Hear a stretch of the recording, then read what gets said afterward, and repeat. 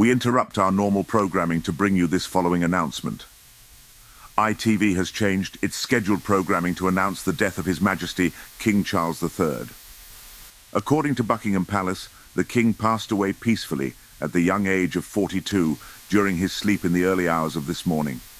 Due to his young age, this is extremely unexpected, and everyone at ITV is shocked at the sudden news regarding the passing of His Majesty.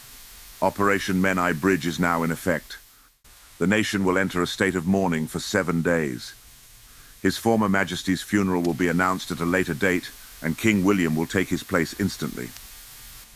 Let's now take a brief second to appreciate the life of King Charles III.